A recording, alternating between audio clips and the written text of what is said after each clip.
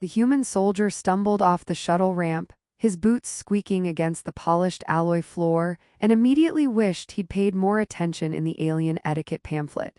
He squinted at the city stretching above and below him. Towers that twisted like spiraling helixes, hovercars zipping in random loops as if choreographed by drunken symphonies, and a sky tinged in purple and gold, where tiny ships zipped past like iridescent insects. He grunted, adjusted the straps on his gear, and muttered, "Great, first day on duty, and I'm already lost in what looks like a sci-fi carnival." The holographic map on his wrist kept flickering, offering directions that seemed to change with the wind or perhaps with the whims of some prankster AI. He was here on a mission that sounded simple enough: intervene in the fate of two alien women condemned for infertility. Yet the moment he glimpsed them, he realized the word alien barely captured the strangeness of their world. The sisters were long-eared, almost human, with almond-shaped eyes that shimmered like liquid silver when they laughed or glared, and ears that twitched in subtle, almost comical gestures. One of them raised an eyebrow, or at least the alien equivalent, and said something in rapid clicks and hums that made him blink. "I think she just called me an interstellar idiot," he muttered to himself, scratching his helmet. The sisters were chained to the ceremonial chamber, though chained was generous. It was more like a sophisticated energy restraint that hummed politely, as if it were apologizing for its function. The elder sister leaned toward the younger and whispered, "I hope he doesn't trip over the grav slope and ruin the council again." The younger snorted softly, covering her mouth with a hand that glowed faintly from the bioink tattoos running up her arm. "If he does, at least he'll be entertaining while we die." The human, overhearing nothing but a faint hum of words, tilted his head and wondered if sarcasm existed in human form yet. The council chamber itself was absurdly elaborate, with floating platforms that rotated slowly in the air and holographic screens projecting archaic laws in shimmering scripts. One counselor, apparently displeased with the human's entrance, flicked his wrist and a series of nanodrones zoomed toward him, buzzing like metallic mosquitoes. The human tried to wave them off and ended up accidentally activating a ceremonial light show that bathed the room in neon pink. One of the sisters giggled and her ears twitched in amusement. The human swallowed. "Not exactly the hero's entrance I was hoping for," he muttered under his breath. He had read the mission briefing a dozen times, but it hadn't prepared him for the absurd bureaucracy. The sisters' infertility wasn't merely a medical issue. It was an offense against centuries of rigid custom. Punishments ranged from exile on low-orbit asteroid colonies to temporary binding in the grand halls of shame. The sisters had accepted their fate with a stoic grace, though their humor shone through in small ways, like the elder sister tossing a hovering teacup toward him, which he nearly caught, only for it to spray a fine mist of hot plasma over his uniform. "Well, at least it's not boiling lava," he muttered, wringing his sleeve. He examined the sisters more closely as the council droned on. Their features were human-like but refined, lithe, and unusually expressive thanks to their long ears. When irritated, their ears flicked like feline antennas. When amused, they leaned forward in near unison, as if sharing a secret joke only they could hear. The human found himself oddly charmed, trying and failing, not to stare at the subtle movements that conveyed more personality than a dozen counselors combined. "Okay," he whispered to himself, "this is why humans are screwed, because these aliens make sarcasm an art form." The first serious hurdle came when he was handed a diagnostic device, shaped like a crystalline orb, glowing faintly and humming softly. "Use this to confirm the sister's condition," the council intoned. The human tilted it, tapped it, and accidentally activated a projected image of the sister's thoughts, only it exaggerated them dramatically, making their inner musings appear as floating cartoons above their heads.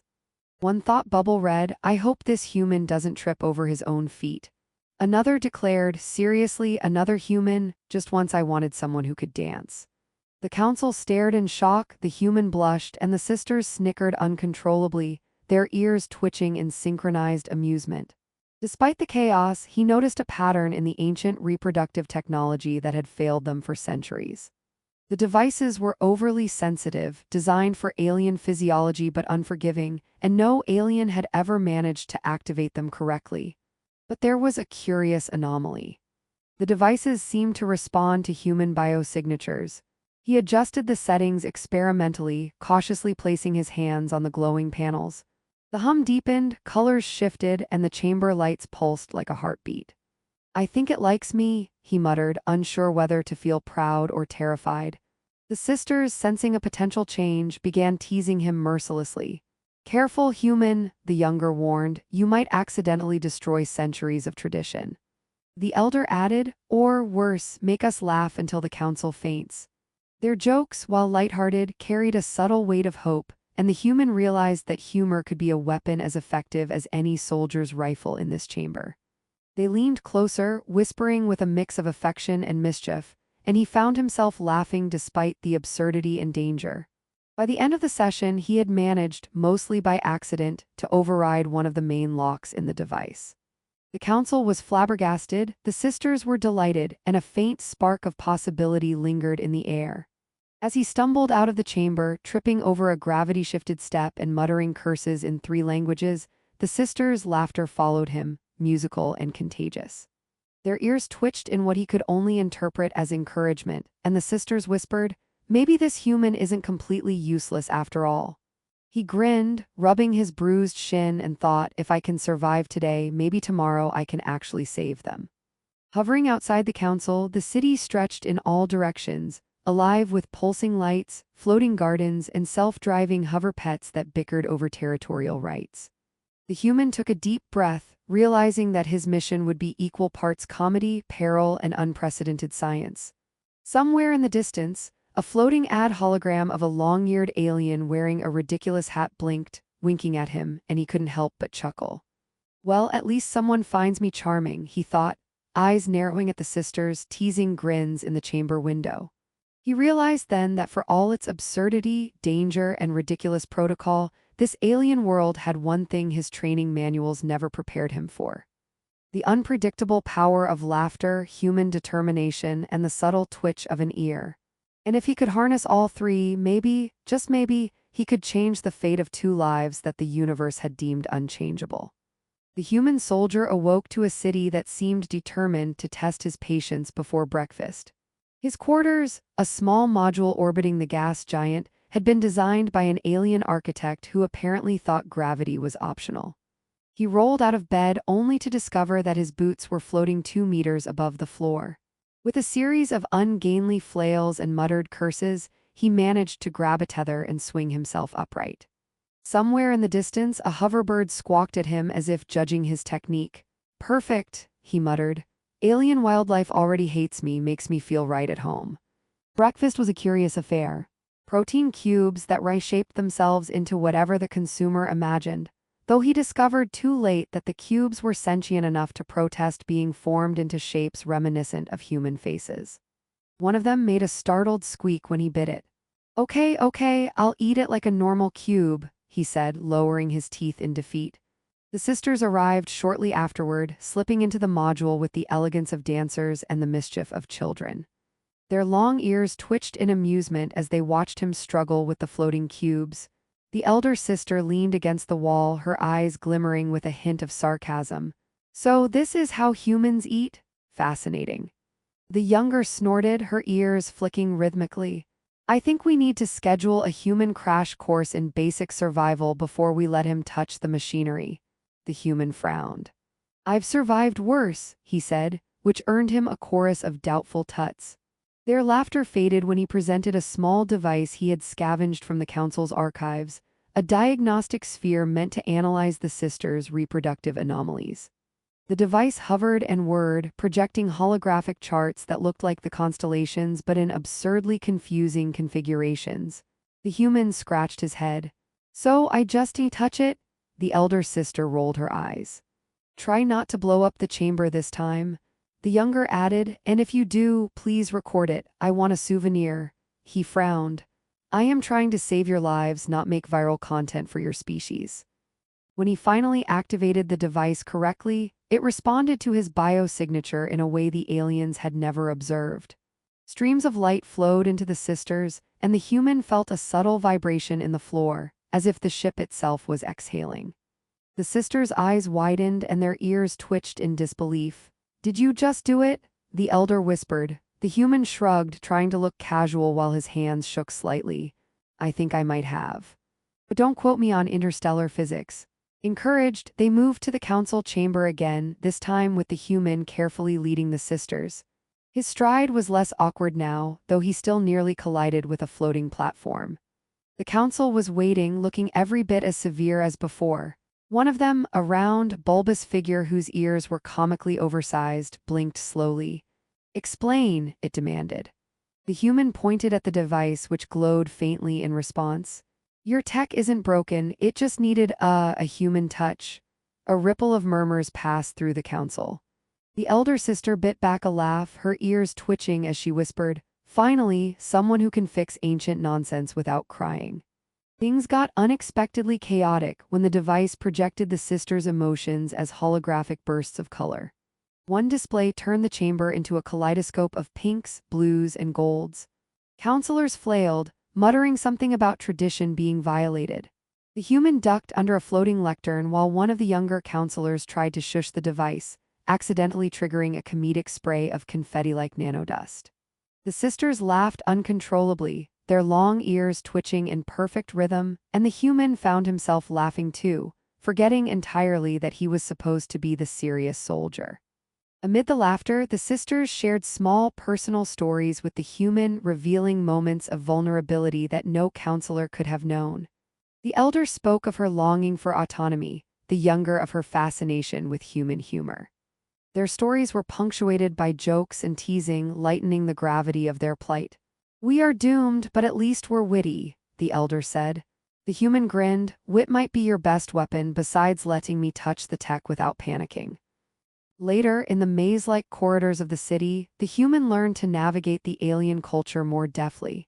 He discovered that doors sometimes required a wink to open, and that some walkways had a sense of humor, shifting direction mid-step if displeased. One time, he tried to impress the sisters by leaping over a gravity shaft, only to spin uncontrollably and land in a pile of hoverpets, who screeched in indignation. The younger sister doubled over laughing, her ears flicking wildly. "You call that heroism? Please, the cubs do better roles." The sisters began to trust him more than any outsider ever had. They confided in him about their fear that even if the devices worked, society might reject them. "Humans are odd," the elder observed, "but at least they're persistent." The younger nodded, "And sometimes they're ridiculous enough to get results. That's useful." The human felt a warmth he hadn't anticipated, an unfamiliar mix of pride, hope, and something he wasn't ready to name. By nightfall, the city's lights shimmered like constellations reflected in water. The human soldier, exhausted but exhilarated, watched the sisters prepare for their next session with the device. They teased him again about wearing a ceremonial cloak incorrectly, making his arms look like they belonged to an over-caffeinated bird. He laughed, realizing that this absurd, perilous world had become strangely comforting. Humor, wit, and unexpected companionship were proving as vital as any weapon or strategy he'd ever known. The chapter closed with the three of them standing at the edge of a floating garden, hovering over the city like spectators at a cosmic carnival. Tiny drones zipped past, weaving between flowers that glowed softly, and the human looked at the sisters, twitching ears and sparkling eyes. "Tomorrow," he said more to himself than anyone, "we actually might change everything." The sisters nodded, their humor intact, their hope rekindled, and their trust placed in someone they barely understood but somehow already relied on. The city hummed around them, alive, unpredictable, and entirely their stage. And for the first time, the human felt that even in the strangest corners of the universe, laughter and courage could alter destiny. The human soldier stood at the threshold of the grand chamber, staring at a room that looked like someone had tried to combine an opera house, a spaceship, and a jungle gym.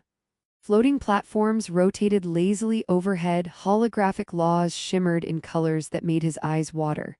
And somewhere, a small robotic assistant argued with a gravbot about who had the right of way. He adjusted his gloves and muttered, "Okay, today we save lives without destroying civilization." Probably. The sisters were beside him, ears twitching in amusement, eyes bright with determination. Their entrance drew the usual flurry of gasps, clicks, and murmurs. The council, resplendent in robes that looked like they were stitched from molten metal, regarded them with suspicion. One elder counselor raised a hand, and a swarm of tiny drones zipped forward, hovering like metallic hummingbirds. The human raised his hands defensively. "I promise I'm mostly harmless," he said, which earned a snort from the younger sister. "Mostly," she whispered, flicking his shoulder with her ear tip, and he winced, laughing despite himself. The human positioned the diagnostic device in the center of the chamber. Its crystalline core pulsed faintly, responding to the sister's presence and, crucially, his biosignature. "Remember," he said, "don't panic if it starts talking back." The elder sister rolled her eyes. "If it talks, I hope it has manners." The younger snickered, "And humor, we wouldn't want to bore it before it fixes us." He activated the device. Lights flowed, streams of color arced through the chamber, and for a moment the council thought something had gone catastrophically wrong. The devices had not worked for centuries, all past attempts had failed. But this time the streams of light converged into a coherent pattern, resonating with the human's own physiology. The sisters felt warmth spread through them, a sense of energy and possibility. "It's working," the elder whispered, voice trembling with disbelief. The younger added, "I think we might actually survive your clumsy human touch." Of course, nothing was simple. The floating platforms tilted unpredictably, and one gravbot collided with a nanoguard, sending holographic charts flying across the room. The human ducked, snatching one chart out of the air. "Please tell me this isn't part of the ritual," he shouted. The younger sister, giggling, used her ears to knock another misbehaving chart into the confetti-like swarm of nanodust, which sparked a cascade of accidental fireworks overhead. The council blinked, stunned, and one particularly severe elder muttered, "I did not anticipate this level of human chaos." Amid the absurdity, the device began humming steadily. The sisters' energy, previously misaligned with the ancient technology, synced perfectly with the human's biopattern. Their fertility systems, long considered irreversibly broken, were suddenly calibrated, balanced, and functional. The chamber vibrated with energy, though harmlessly, and the sisters gasped. We're no longer condemned," the elder said. The human grinned, feeling a surge of pride and relief. "Congratulations. You survived centuries of bad tech, bad laws, and my terrible coordination." Then came the council's reaction, a mixture of disbelief, awe, and a faint trace of envy. Some counselors tried to argue that tradition demanded punishment regardless of technology, but the sisters, emboldened and triumphant, laughed in unison. "We have a human on our side now," the younger said. "And he's terribly persistent." The human waved modestly despite being covered in glowing sparks from the device, muttering, "I just pressed buttons, mostly correctly." The council convened in rapid, awkward deliberation. Drones hovered, devices hummed, and occasionally a confetti nanodust shower exploded unexpectedly, causing stifled laughter among the sisters. The human felt a quiet pride, realizing that humor, determination, and empathy had carried them further than any weapons or brute force ever could. When the final decision was announced, the sisters were officially exonerated. The punishment was voided, the restrictions lifted, and for the first time, the city's laws acknowledged the possibility of change and forgiveness. Celebration followed as much as any alien ceremony allowed. Hololights pulsed in rhythm with the sisters' laughter, tiny drones formed elaborate patterns overhead, and even the gravbot seemed to pirouette in joy. The human, exhausted but elated, found himself surrounded by friends he had barely understood days ago.